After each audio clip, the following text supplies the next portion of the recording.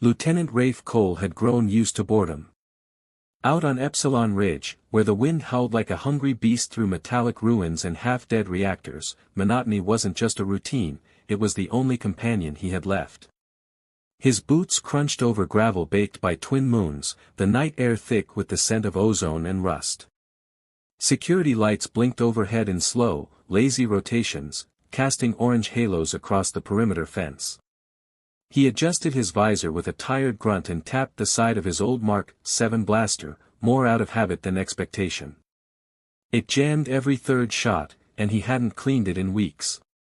"Great," he muttered. "Either I get eaten by one of Epsilon's radioactive beetles tonight or fall asleep standing." He had just reached the far end of his patrol route when a streak of silver slashed the sky. Not the gentle arc of a shooting star, but something furious and fast, burning its way across the upper atmosphere. Rafe blinked. His HUD glitched, static flickering across his field of view as the object vanished behind the ridge. Then came the boom. A shockwave hit, rattling the fence and kicking up a cloud of dust that stung his throat. He coughed, pulling up his scarf. "Well, that's new." The path of destruction was easy enough to follow: melted fence posts, scorched grass, and a smell like fried circuitry. Rafe moved cautiously, each step whispering against the cracked earth. When he rounded a moss-covered boulder, he found her. Sprawled on the ground like she'd been dropped from the stars, the figure was humanoid but unmistakably alien. Her uniform was black, interlaced with constellations of faintly glowing blue threads that shimmered like starlight. Her skin was smooth and violet-hued, and her ears, long, pointed, twitching slightly, made her look like a myth from old Earth legends. Rafe froze. Then, the absurdity of it all bubbled up in his chest. "Hey, elf lady," he called, hands raised in mock surrender. "You all right there? Or did I just catch you rehearsing for the interstellar ballet?" Her eyes fluttered open. They were gold, luminous, and they locked onto his like lasers. "I am not an elf," she said, her voice a melody of calm fury. "I am Sarella, warrior of the Ardent Nebula." She sat up, pain barely registering on her features, and scanned the ridge with alert precision. "And you, Lieutenant Cole, are not the greeting party I expected." Rafe blinked. "You expected a party? I'm afraid the confetti budget's been cut. You get me instead, the most charming guy this side of a defective drone." She looked at the hand he offered like it might explode. After a moment, she took it, rising with a grace that made him feel like a rusty cargo droid. "I have come a long way to find you," she said. Her grip tightened slightly. Rafe swallowed. "Well," he said with a weak grin, "I hope it was worth the trip. Though fair warning, I'm more disappointment than destiny." She didn't laugh. She didn't even blink. "Your DNA carries the spark. You are the key to activating the grid." "The what now?" "The defense grid," she replied. "Built by the ancients. Hidden beneath this very ridge. It is the only thing that can stop the synth lords." Rafe dropped her hand. "Listen, Sarella, was it? I think you got the wrong guy. I can barely program the coffee machine without blowing a fuse." "You may not believe now," she said, stepping closer, "but the galaxy believes in you. And I believe in the spark." Rafe felt something stir. Not just the way her eyes held him, or the faint shimmer of her uniform, but something deeper, like an itch in his soul. "Okay," he said at last. "Let's say I humor you. Where's this grid of yours?" Sarella turned, pointing toward the ridge. "Beneath the abandoned supply station. We must hurry. The synth lords are advancing faster than we predicted." "Always a deadline," Rafe muttered. They moved through the undergrowth, past twisted vines and luminescent flora that pulsed like breathing organisms. Sarella led with swift precision, barely disturbing the glowing moss that carpeted the ground. Rafe followed, stumbling more than once. "You sure this thing won't fry me the moment I sneeze near it?" "The grid was made for those with the spark," she replied. It will know you. Creepy. They reached the old station, its bulk half swallowed by the ridge. The once proud crest of the Federation was a corroded smear above a cracked doorway. Sarella swept her plasma spear through the shadows, casting fractured light. The console lies below. I will guide you.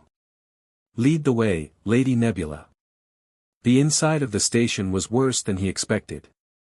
Rusted bulkheads, panels hanging by threads, the air thick with mold and memory. Home sweet home, Rafe muttered. They descended into the sublevels, past collapsed stairwells and dormant machinery. The console chamber was carved into the rock itself, a circular room with a single pillar of alien metal rising in the center. Its surface shimmered with unreadable glyphs. Sarella stopped him just before the final step. You must touch it. It will read your genetic signature and awaken. Rafe hesitated. And if I don't have the spark? Then we are both doomed. Great pep talk. He stepped forward, heart hammering, and placed his hand on the console. For a moment, nothing happened. Then everything did. The room exploded in light. The glyphs spiraled outward, forming a glowing lattice that wrapped around his arm. Energy surged through him, not painful but overwhelming, like he had become part of a storm.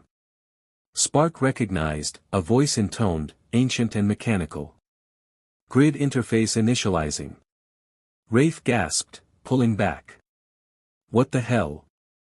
You carry the spark, Sarella said, awe softening her voice. You are the key. Rafe stumbled back against the wall. I'm just a guy with a busted blaster and bad luck. This can't be me. Sarella stepped closer. She touched his hand, her fingers cool and steady. You are more than you believe. I have searched across 3 spiral arms to find you. I have crossed war zones and wormholes, seen stars collapse. And all of it led me here. To you. Rafe stared at her. Her eyes were not just glowing, they were seeing him, really seeing. Why me? Because when I close my eyes, I hear your name. Rafe's breath caught. Not because of destiny. Not because of ancient machines or spark-drenched consoles. But because when she said his name, it didn't sound like a command. It sounded like a promise. Rafe Cole had always considered himself a simple man with simple dreams, a working blaster, half-decent coffee, and a bunk that didn't smell like ozone and regret. But as he stood in the heart of the ancient console chamber, his arms still tingling from the glyphs that had wrapped around his skin like glowing vines, those simple dreams seemed as distant as the galactic core. Spark recognized, the machine repeated, its voice now warmer, almost reverent. Initiating neural sync. Rafe felt a second pulse of light burst from the console, this one gentler, threading into his mind like a whisper rather than a wave. For a moment, he wasn't in the chamber anymore. He was somewhere else. Stars, billions of them, stretched out in fractal patterns. Warships of light clashed with serpents made of metal and shadow. He saw planets crack and reform. He saw a throne made of crystal, and at its center, a figure with no face, only light, extending a hand toward him. The defense grid, a voice echoed. A gift from the ancients. Bound to those who carry the spark. Guardians, not rulers. Protectors of life. Rafe gasped as the vision shattered, and he stumbled back into the present. Sarella was already at his side, catching his elbow with steady hands. You saw it, didn't you? He nodded, trying to slow his breath. I saw everything. Or maybe nothing. It felt like a dream I only half remember. The grid is waking. Now it must accept you. Come. She led him to the console, where the center of the monolith had peeled open like a mechanical flower.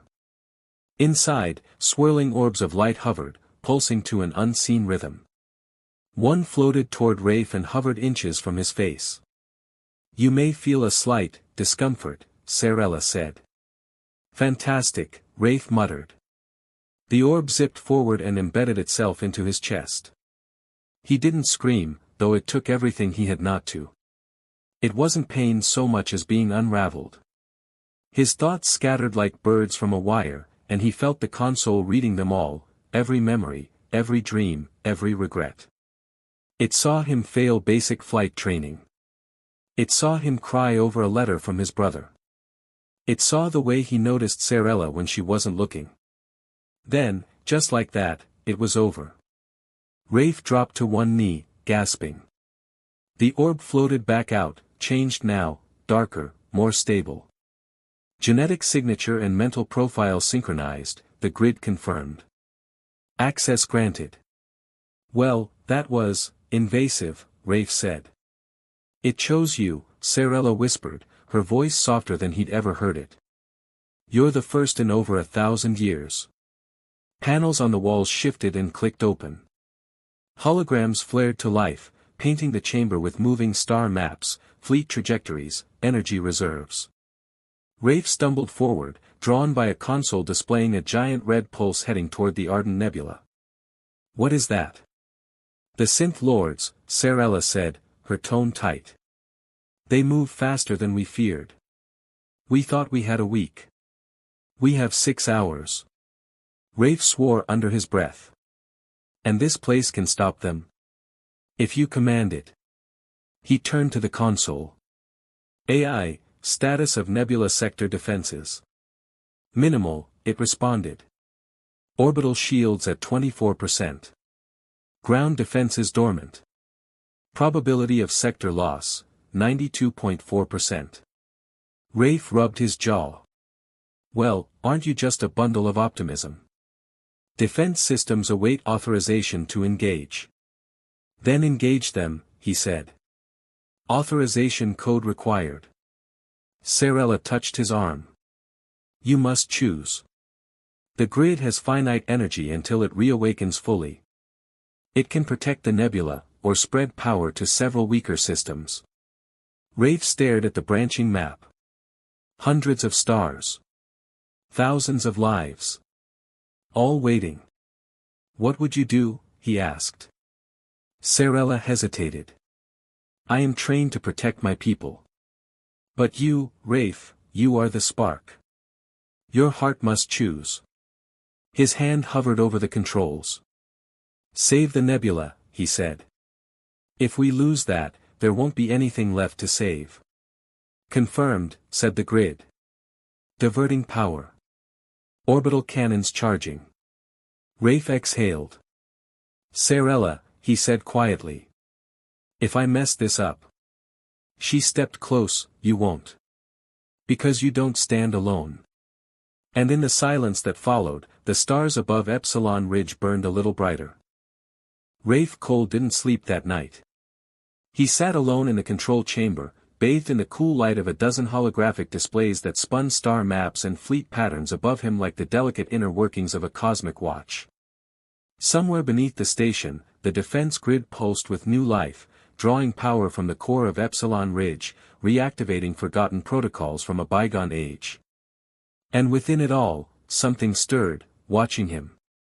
I know you're there, he said aloud, to no one in particular. Whatever you are. Ancient AI. Soul of the grid. Galactic bureaucrat trapped in a machine. Come on, let's get this over with. The lights flickered. Then, without warning, the chamber darkened and the console beneath him glowed red. Initiate final authentication, the voice said. It wasn't the AI's flat tone. It was deeper. Older. Almost organic. Rafe stood slowly. I thought we already did this dance. You have touched the surface. Now you must endure the core. Enter the trial, Spark-bearer. Before he could protest, the floor opened beneath his feet. He fell. When Rafe landed, he didn't hit rock. He didn't hit metal. He hit nothing. And then he stood, somehow, in a place that made no sense. He was surrounded by light and void. A limitless expanse of shifting stars and kaleidoscopic colors. The floor, if it could be called that, felt like solid air. Before him stood a being. It wore no armor, no uniform. It had no face. It shimmered like crystal suspended in water, vaguely humanoid in shape, but its edges constantly morphed. You are not the first to stand here, it said. But you may be the last. Nice to meet you too, Rafe muttered. So what's the test? Do I arm wrestle you? Solve a riddle? Pick the right chalice. You must face 3 trials, the entity said. Mind. Heart. Will. Rafe grimaced. Of course. Wouldn't be ancient tech without dramatic categories. Trial 1, the mind. He blinked. Suddenly, he was in a control room. Not the grids. This one was Federation standard, clean and bright. Outside the wide viewport, a fleet burned. Ships exploded one by one in silent flashes. The room was filled with officers, panicked, shouting, begging for orders. And Rafe's voice came from one of the bodies. Evacuate Section 4. Divert power to shields. Get me a line to Outpost 9. It was him. But not him. Older. Battle-worn. Confident. Then the voice turned to him. The real Rafe. You want to save them? Make a choice. 3 icons blinked on a console before him. Route 1, a colony of 20,000 civilians. Route 2, a weapons depot storing prototype defenses. Route 3, a diplomatic vessel carrying peace delegates. You can only save one, the voice said. The others will fall. Rafe stared. Sweat trickled down his neck. This isn't fair. War isn't. Choose. His fingers hovered. Civilians. Lives. Families. Innocence. The depot. A tactical edge that might win future battles. The diplomats. A chance at preventing another war. His breath shook. He pressed Route 1. Acknowledged, the voice said. Remember this. Every choice echoes. And then the room dissolved. Trial 2, the heart. He found himself on a barren moon. The sky was purple and fractured. Wind screamed over jagged rocks. And ahead of him, Sarella stood, bloodied, barely conscious, her plasma spear shattered. Behind her, a synth lord. Tall, gleaming, eyes burning like suns. She is nothing, the synth said. A relic. A mistake. Abandon her. Save yourself. You don't get to speak her name, Rafe growled. If you fight, you will fall. Your spark will be extinguished. The grid will never awaken. Sarella raised her head, eyes locking with his. Rafe, don't. He stepped forward. You know, he said, reaching for the broken shaft of her weapon, you really should update your threat routine. Because I'm not leaving her. He charged. Pain exploded through him. The world went white. And when he opened his eyes again, the moon was gone. Trial 3, the will. This time, there was only darkness. No sights. No sounds. No ground. This is what remains when all is lost, the voice said. Can you endure it? I've endured worse, Rafe said, but his voice felt weak. Distant. Alone. Forgotten. Cold. I'm not alone.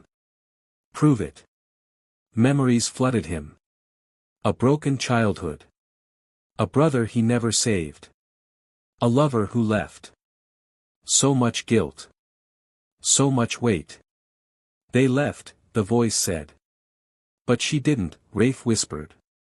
He saw her. Sarella. Laughing. Fierce. Reaching for him. I'm still here, he said. Light bloomed.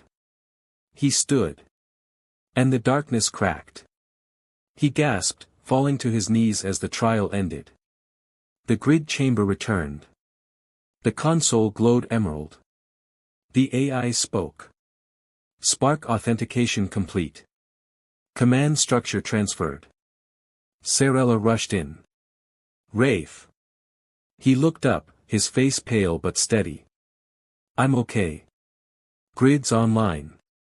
She knelt, hands on his cheeks. You passed. He touched her wrist. Only because of you.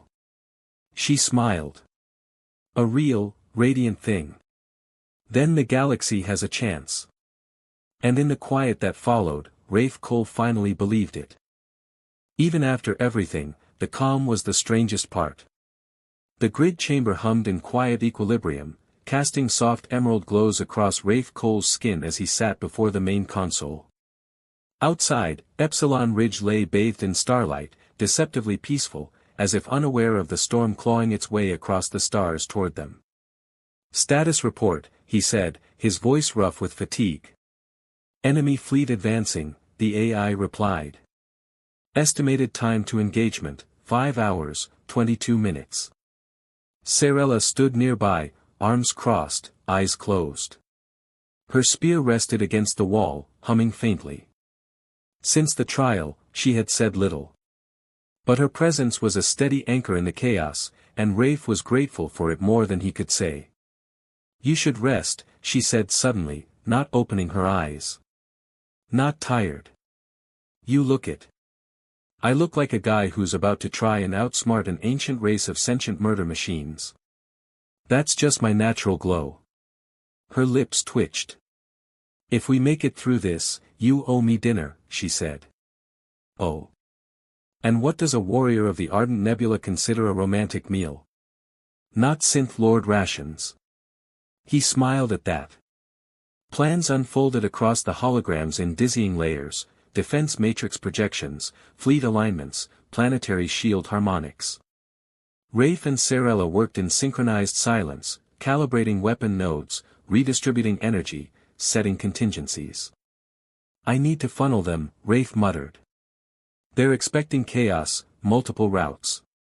If we give them one entry point, one irresistible bait, we can predict their trajectory. You're gambling, Sarella said, leaning in. I'm improvising. It's an art. More like a dance with a blade. He turned toward her, brow arched. I always preferred dancing to dying. After hours of strategy, they stepped outside. The ridge wind had quieted, the sky alive with constellations.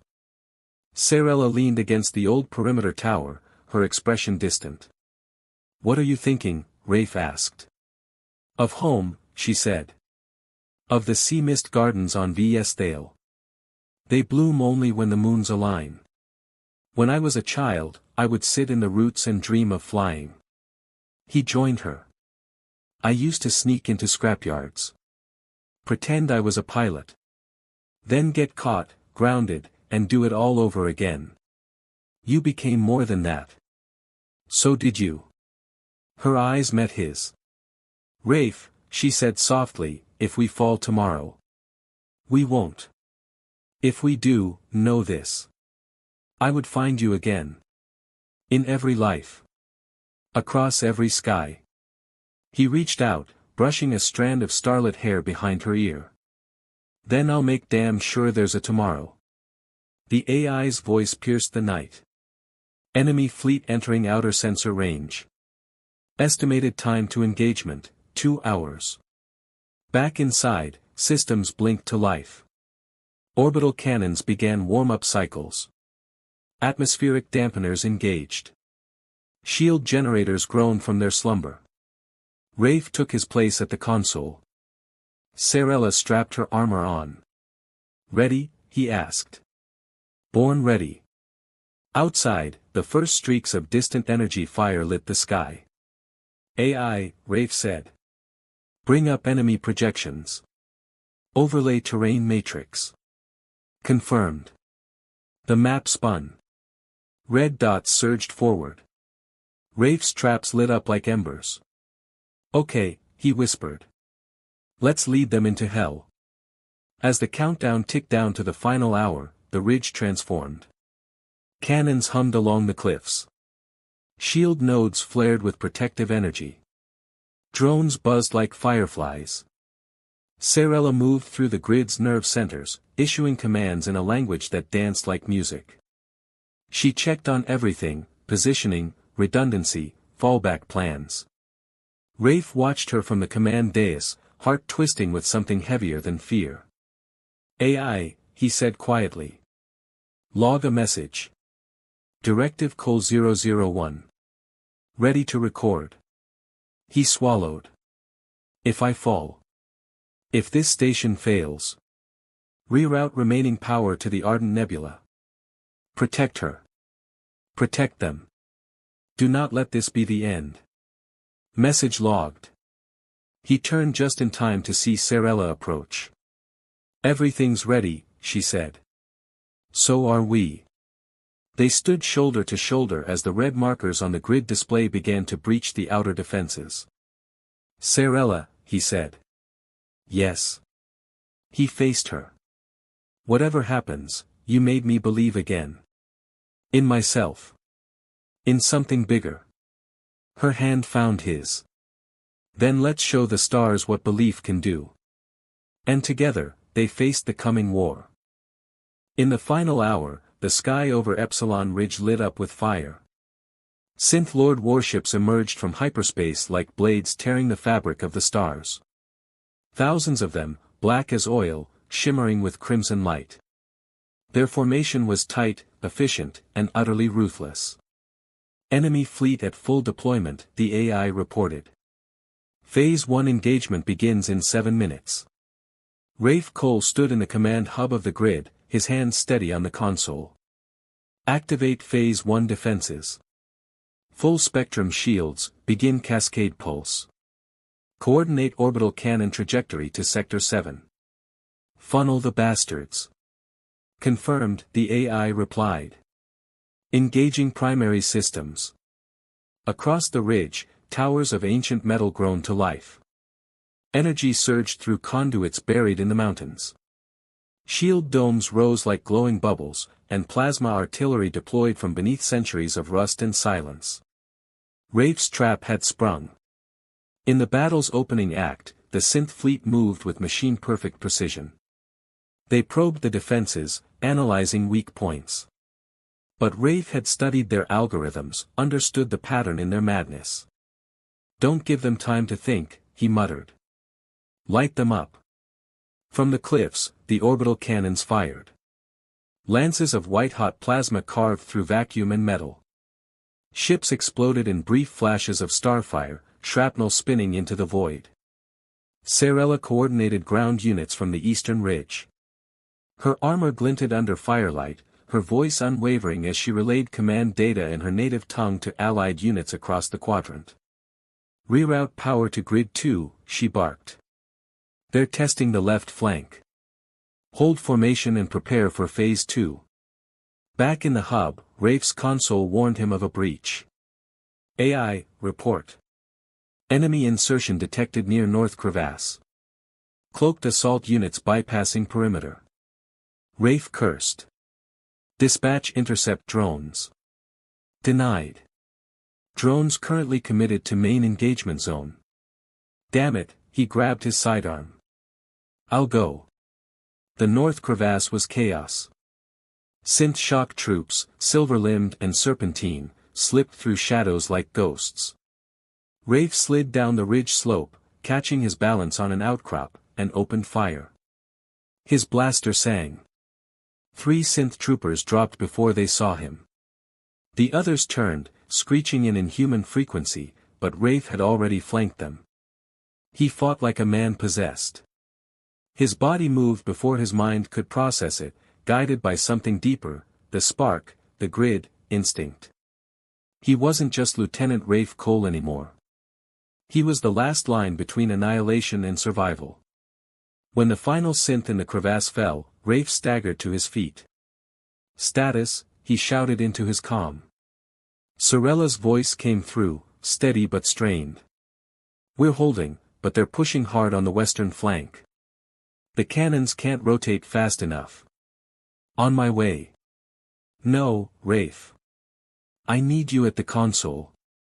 The grid is responding to you. Only you. He hesitated. I'll buy you time, she said. He gritted his teeth. Don't get yourself killed. Not today. Rafe raced back to the command center. His uniform was scorched, one arm bleeding, his hair matted with sweat. The AI greeted him. Defense grid synchronizing to spark-bearer biometrics. Systems at 76% efficiency.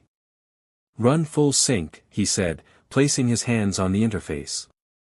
His consciousness surged into the grid again.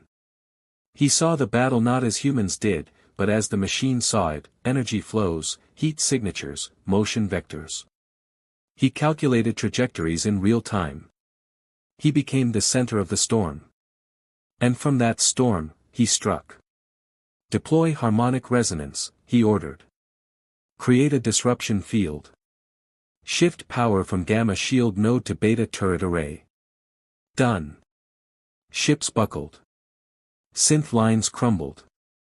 Their coordination faltered. But the tide had not turned yet. On the western ridge, Sarella stood alone. A vanguard of synth lords descended, their armor like rippling obsidian.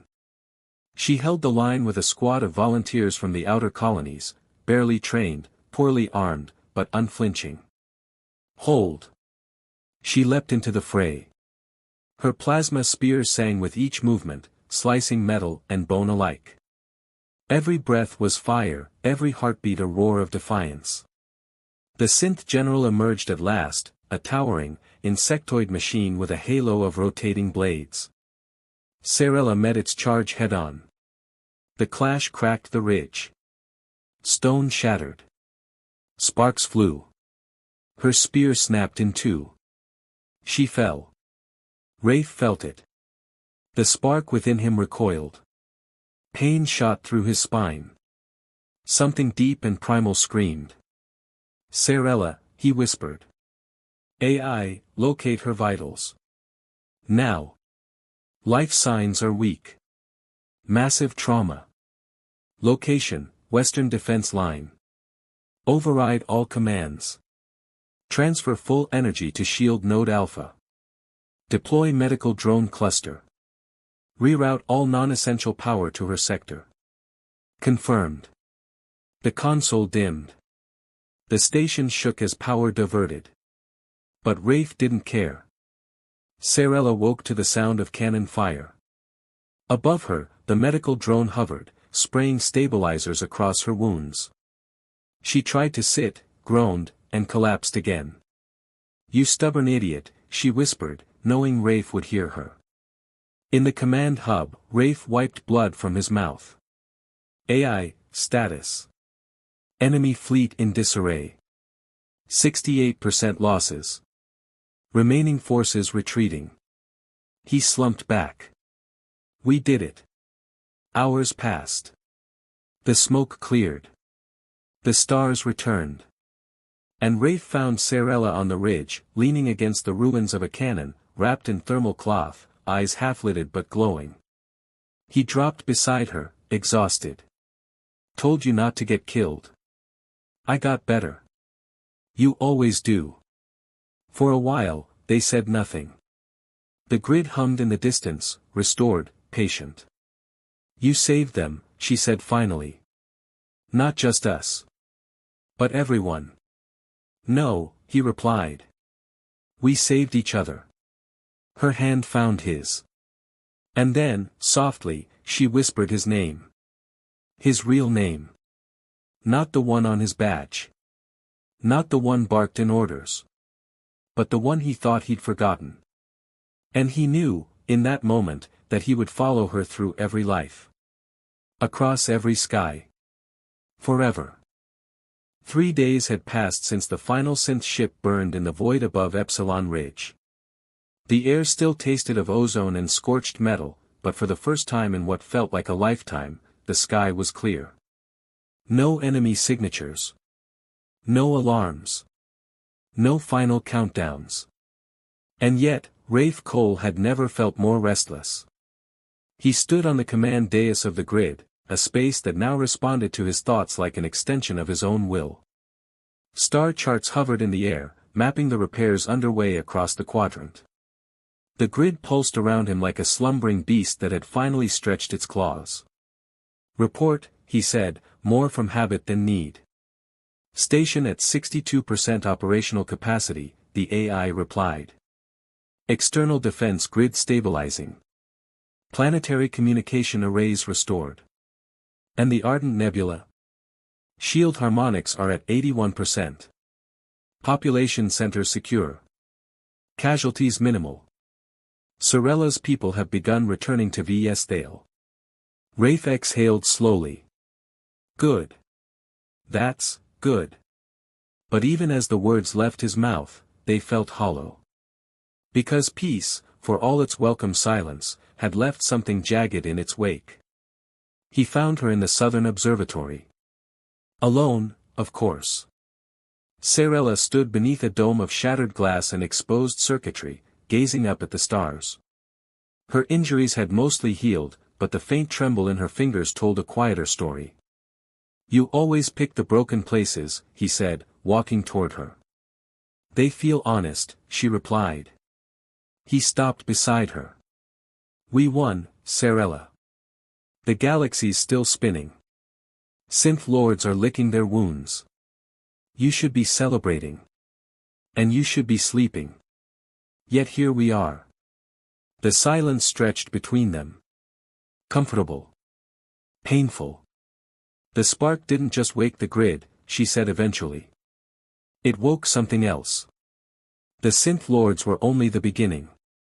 The grid is part of a wider network, defense structures across the spiral arms. They're humming again.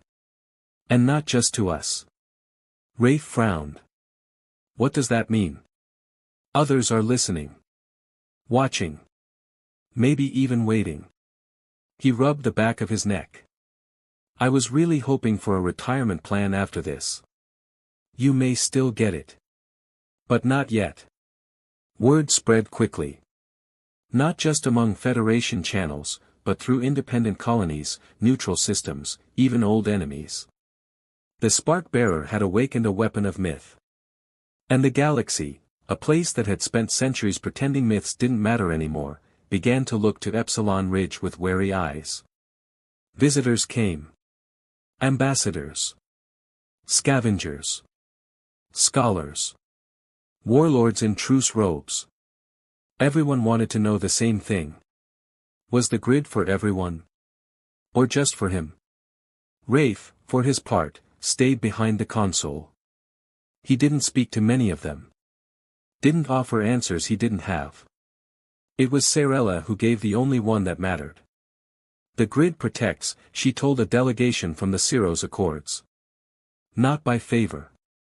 Not by bloodline. But by purpose. Those who defend life, they will be heard." One night, weeks after the war, they walked beyond the ridge. Just the two of them. The air was thin and cold, but the sky stretched endlessly above, streaked with purple light from the aurora pulses. "You never told me what it said," Sarella murmured. What said?" "The grid. When you first touched it. When it called your name." He thought for a long time before answering. "It said, Rafe Cole. Spark-bearer.